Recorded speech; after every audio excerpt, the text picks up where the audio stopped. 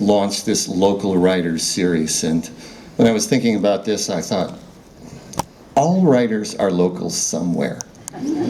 Which is relevant because somehow in the creative arts sometimes it's kind of a pejorative term. Local means you're not as good as national or something. I used to see that all the time in the advertisements for bands in San Francisco when I lived down there. It would say, you know, so-and-so from Pittsburgh. Yeah. As if being from Pittsburgh made you better. But we all know here that in the Willamette Valley there's writers here that are as good as anywhere. So I celebrate the local nature of these things and really am honored to begin this series. And despite having published 3 books out there, as Margaret said, I'm going to ignore all those books tonight and just read completely from the Celebrate What's Right with the World website that I'm so honored to work with DeWitt Jones from National Geographic on. I thought I'd focus on pieces on creativity, since we're celebrating creativity in this series as well. And since we're celebrating a new series too, I thought I'd begin with a piece that is a meditation on newness that was written for New Year's Day, but applies every day. It's called The Constancy of Newness. I love the symbolism of New Year's Day. I love the turn to a new calendar page full of possibility and promise. I love the discard of my old calendar, too. I love my sense of wonder at all that happened in the past year, beautiful to brutal. I love reflecting on redirection for the next year to come. I embrace this annual symbolic pause with a sense of accomplishment and gratitude, if only for successfully having practiced the fine art of survival. I also smile at the arbitrary border between the old and the new. The particular sunrise this past January 1st wasn't so different than any other, except that it was also different than every other sunrise that's ever transpired. The constancy of newness never ceases to amaze me. After all this time, how can it be that this moment is completely different than the last? How is it that there are still infinite numbers of new songs to write, new visions to capture, new forms of love to create, yet there are, and there always will be? Given that truth, annual resolutions to create change seem almost beside the point. Newness will happen in every moment, whether or not I resolve anything. The earth and I will change before I even finish this sentence. All I have to do is notice in order to keep moving forward, to keep growing, to keep exploring the world in ways that I never could have even imagined. Besides, when I couldn't have envisioned the best of what I've been and experienced so far, how could I possibly have resolved their creation first? My camera is a great teacher in that regard. Whether gazing into a campfire or the swollen waterfalls of winter, every photo of their dancing motion is completely different, even if taken within the space of a second. Even between any 2 of those photographs, the flame or the water and the entirety of the surrounding world has taken 1,000 subtle shapes and unnoticed forms. I could break time down into infinitely smaller fragments and see something new in every single one. I don't have to break it down at all to find newness, though. And I treasure the tendency of newness to be at its height when I least expect it. The other day, I was sitting in a massage waiting room, for instance, when I idly noticed the window behind me. Suddenly, I was deep in visions reminding me of a compound insect eye. 20 photographs later, I had seen a familiar place in 20 new ways in less than 5 minutes. When I absorb myself in the constancy of newness, time expands, and I am able to expand within it. It creates a sense of slow motion as well as newness. It returns that feeling of wonder I felt as a child when a summer day could stretch forever, and it was endlessly entertaining just to look at the grass in the yard. I think I'll go look at the grass again now. I know it has already changed again and is about to be something it will never be again. I don't dare miss it.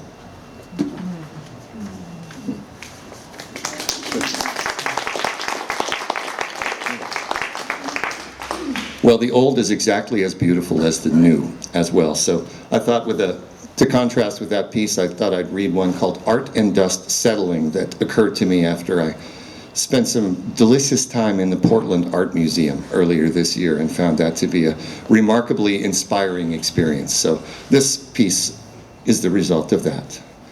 Art and Dust Settling. There's a subtle beauty to the way that dust settles. I may not celebrate it when it accumulates on my furniture, but over centuries, a different quality emerges. Dust patiently blankets our creations, even our civilizations. It layers them back into the soil like a mother tucks a child into bed. The finite earth is somehow able to constantly absorb our histories. I thought about this with awe and wonder recently while walking through the Portland Art Museum.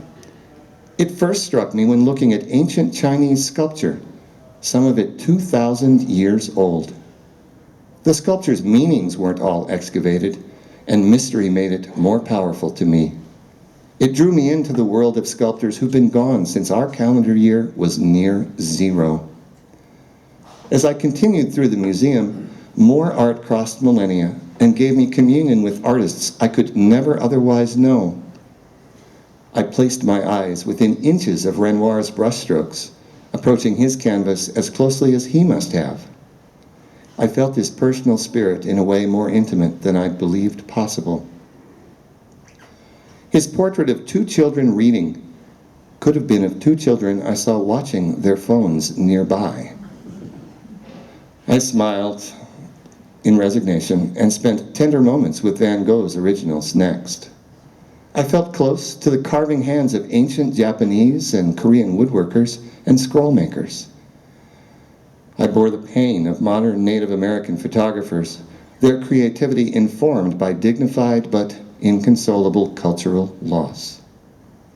In only 2 meditative hours, moving at my slowest pace, I was able to wander through a plethora of eras and civilizations. It wasn't until I was in an art exhibit of the present moment, the 2016 Contemporary Northwest Art Awards, that the day's enduring image settled upon me, along with the day's imperceptible dust. Staring into the glass over one of Samantha Wall's drawings expressing her biracial Korean and Northwest heritage, I saw the reflection of the striking neon and wood creations of Willem Volkers from the Netherlands. I saw other art in the reflection too, including my own face. The reflection then expanded in my soul's vision to include the Van Gogh, Renoir, and ancient Chinese stone carvers, the Dayglow modernism on an upper floor, the photography in another nook by Minor White, Edward and Brett Weston, Ansel Adams. I could sense the creations of countless artists who will never be remembered. Our art also settles like dust, I realized. We create it and release it in flurries to the winds, where it drifts and lands until it accumulates enough for notice. Some of it may become so much a part of the soil that it integrates and disappears. Some of it may be back in the soil for decades, centuries, 2,000 years, before it reaches a new audience with new meaning. I could feel the art settle around me and cohesively merge from individual creations into a greater whole. Its coalescence was palpable. I stood in that settling of art and dust and was moved by the moment. I marveled at all we've been gifted with by those before us and are now gifting to those of the future to find. So if you discover this 1,000 years after I'm gone, will you promise me to take a moment to notice the beauty of the settling dust? And if that inspires anyone to come dust my living room, come talk to me.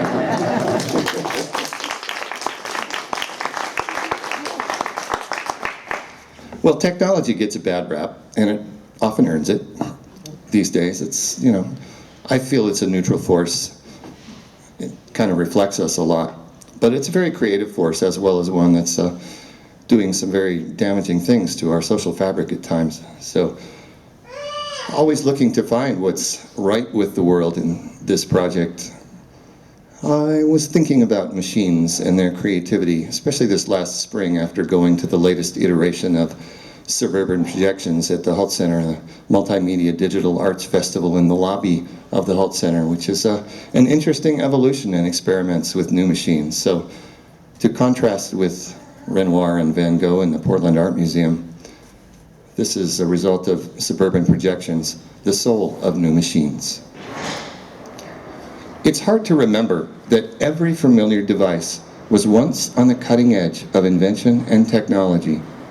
The wheel, the printing press, the acoustic guitar, the camera. Each new invention is first a wonder to celebrate, a miracle that slowly becomes normal. Oftentimes, though, it's only after the miracle becomes normal that the true soul of an invention is inhabited or revealed. It's when a machine stops being a machine, but a familiar friend, that it becomes a clear pathway for the creative expression of our soul. The wheel turns to beautiful long bike rides through the mountains. The printing press births fine literature. The first guitar eventually gives life to the music of Andre Segovia and Bob Dylan. The camera facilitates an unprecedented range of visions and creations of the beautiful world around us. I was thinking about this as I immersed myself in Suburban Projections, a digital media and arts festival that aimed to integrate cutting-edge technology with dance, live music, and other creative forms. It was an ambitious and creative festival happening simultaneously on several levels of a performing arts venue in Oregon, utilizing the multi-story lobby of the hall rather than the hall itself. That allowed for projections, performances, experiences in odd corners, walls, hallways, and ceilings. The experiments were indeed on the cutting edge, where experiments sometimes work and sometimes fail. There were moments of creative transcendence mixed with odd dead ends. Ragged edges and failed experiments are vital, though, because they allow us to see the technologies, the possibilities for creative expression, and take it to the next level. That is how the rough stone wheel turns to a finely honed bicycle, how taut and tuneless strings become a classical guitar, how that pinhole camera leads to Ansel Adams and all the new brilliance of the modern photographers. It can take generations to find the soul of a new machine, and that continuing evolutionary process is what I witnessed at Suburban Projections, when it worked and when it didn't. I saw the roots of what will be expressed years from now when the new miracles become the new normal. I was most fascinated by the light paintings that were being digitally created on the walls by audience members passing by in an installation called Trails by Benjamin Geck, Clara Monroe, and Zachary Decker. Through a technological process I couldn't fathom, movements were instantaneously translated into shifting colors and patterns on an otherwise blank cement wall.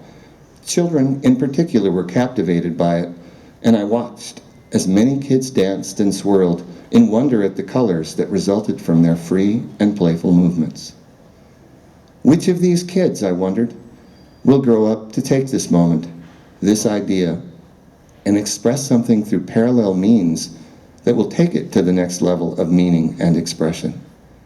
What will be the equivalent of the unexpected literature, photography, music, and so on that will emerge from their comfort with these new odd forms? I will watch and dance and immerse myself in that wonder, celebrating as the next miracles become normal.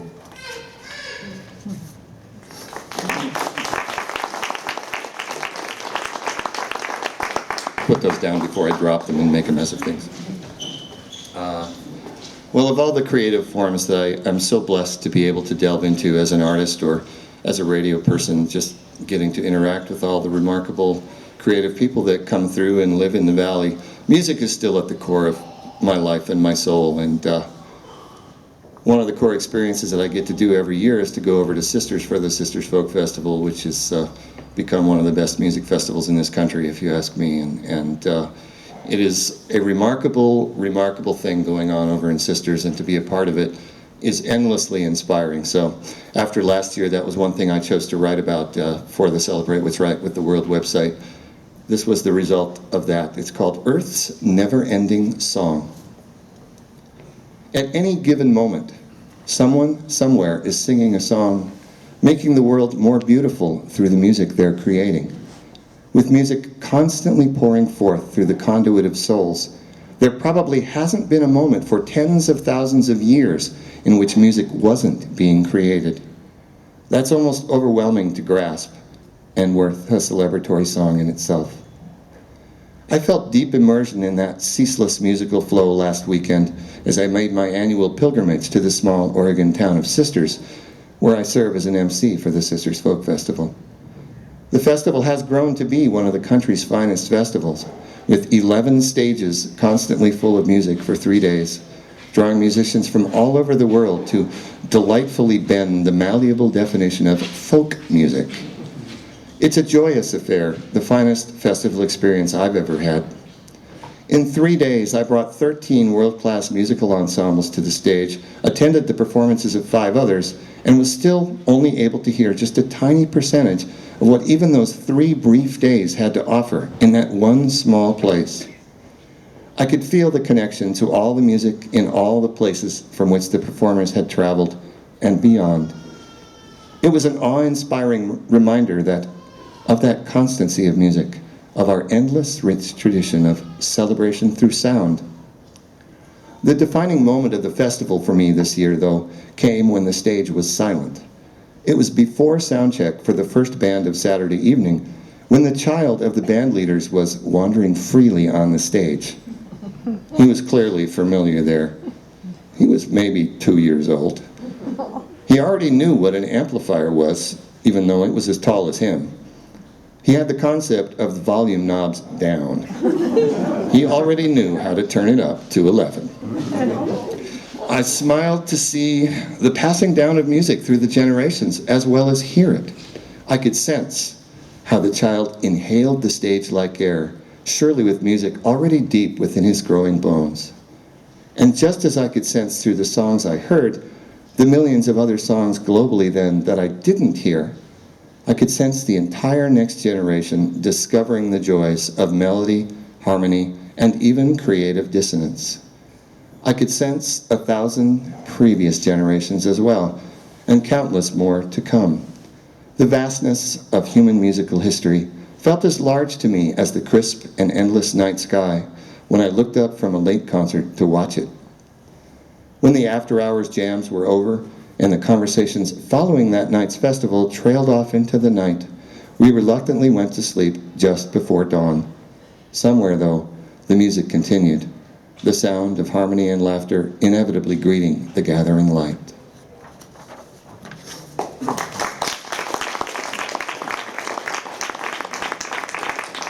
Nonetheless, the world is really filling up with our creativity, and that's not always a good thing.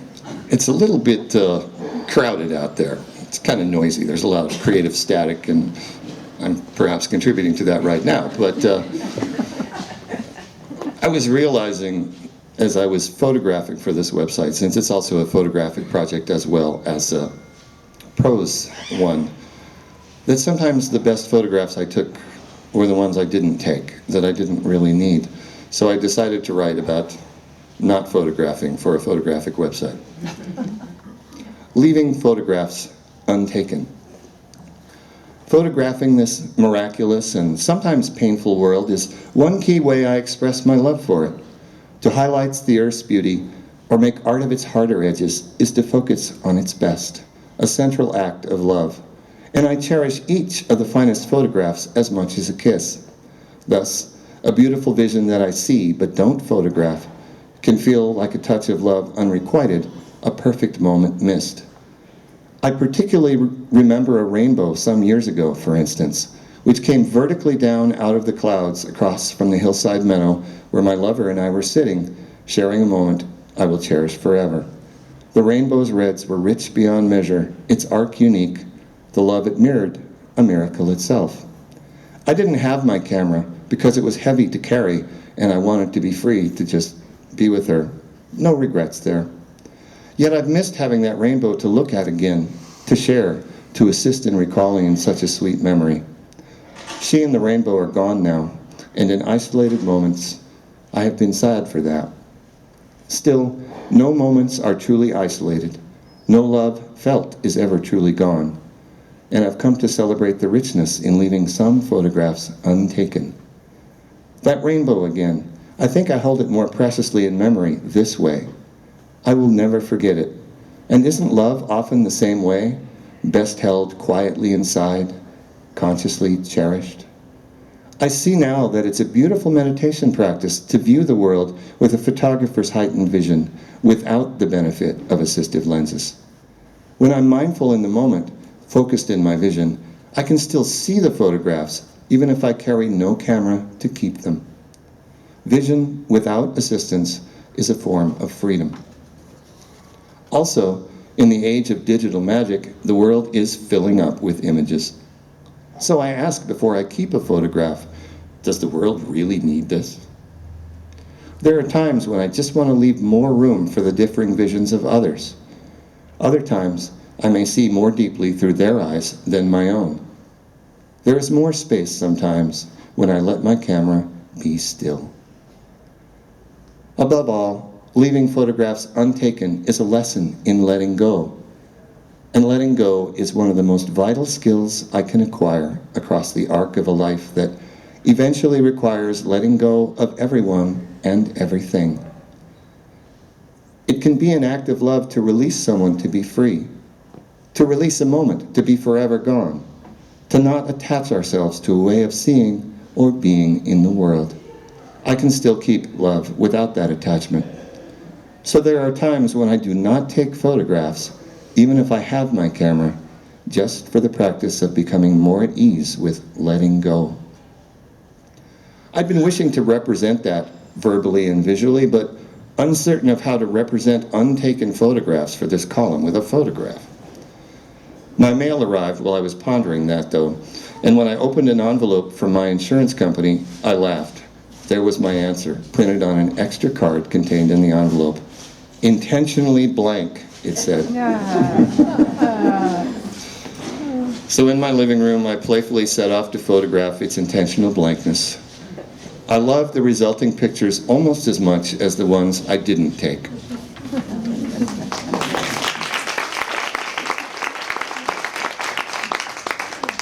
Indeed, sometimes the best creativity that comes about for me is a total accident. Whatever I may think I'm going to create, it's not as good as what I end up creating almost despite myself, which is one of the reasons it's so fun to be creative in the world, because what a surprise. Who knows what's coming, really, why it comes, or even what it means when it comes. So that experience follows from the last one.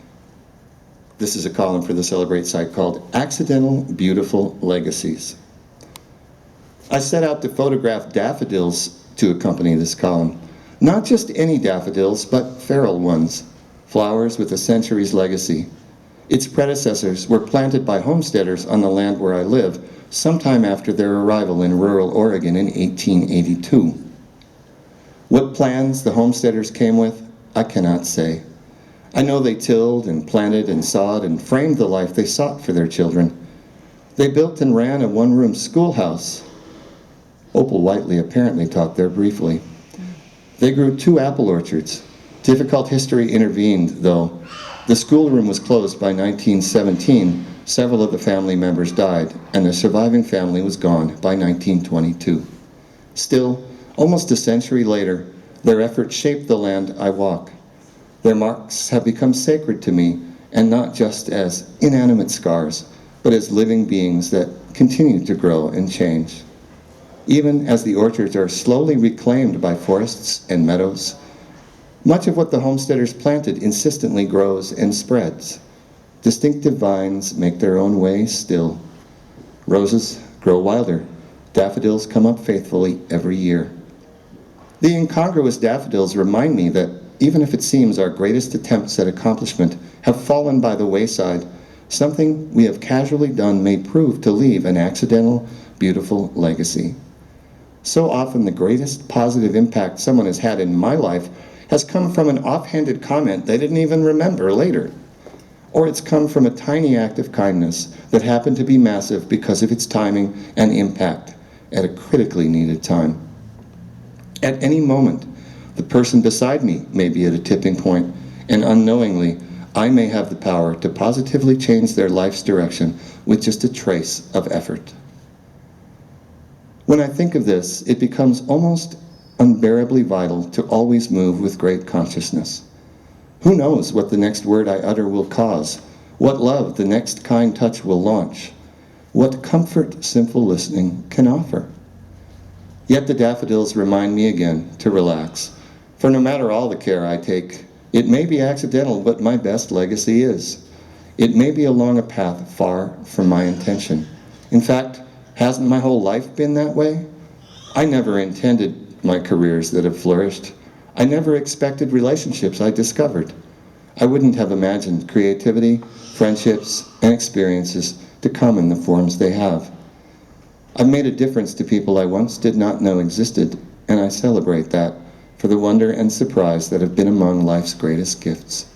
That's why I set out to photograph this year's feral daffodils, but I couldn't find the photographs within them this time. So I walked down to the edge of Dorena Lake instead, where the water patterns created mesmerizing paintings, and new spring shoots broke through them. Exalting their unexpected forms, I realized with a smile that they were the right, unexpected illumination of the beautiful accidental legacies we all leave. All I had to do was notice.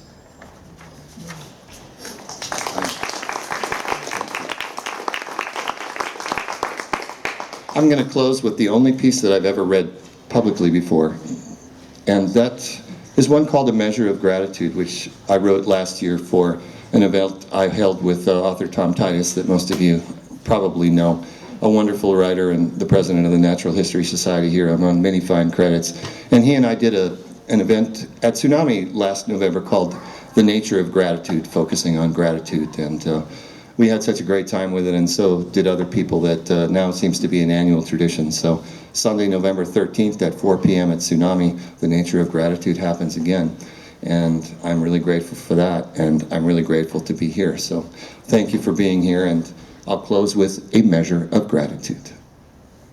How natural and convenient it is to assess and celebrate life by all that is easily quantified. Her 21st birthday, our 10-year anniversary, 20 years in the same good job, 50,000 book sales, the team's 100th win. All of those are worth celebration, too.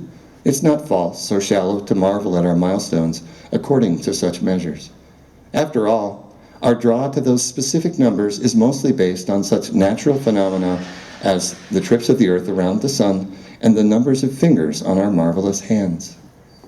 Still, when I look at the happiness in my own life and in the lives of those around me, it's not so much based upon whether the proverbial glass is half full or half empty, but rather on how much we are grateful for whatever level of fullness there is. It's been well established that one of the most direct pathways to happiness is gratitude for what we have. That's much more of a successful measure and an attainable one than it is to achieve or acquire what we don't have. And if we're not grateful for it when we achieve it anyway, it won't enlighten whatever dark corners of emptiness we're carrying. So it is that when I looked at a measuring cup drying on my kitchen counter, I didn't even care whether it was full or empty. I cared about the quality of the light passing through it, the intangible beauty of the colors playing through the glass, carrying with them the colors of the sun rays, the outside light, the reflection of the other glass objects on the windowsill. The numbers on the glass, no matter how sharp and precise, were not made to measure these vital things. The numbers become just another abstract pattern, a brushstroke of beauty in the painting of the day. Thus, in wishing to deepen my gratitude for this life, and in a wish to share and give the gift of that gratitude to others around me, I find I need to look at the world in the same way as I looked at that measuring cup. Where is the light coming through it? Where is the unexpected beauty in the patterns? What can I appreciate and celebrate that can't be counted? It's ethereal, mystical, and yet completely practical. It's as important as getting up every day at precisely 6 a.m. to responsibly accomplish my professional and familial responsibilities, for it informs those central actions. And so it is that there is nothing more important to do at this very moment than to stop, take a deep breath, and look at the light streaming through this day and all who dwell in it. I'm grateful to be here, and I'm grateful for all others who also are. Thank you.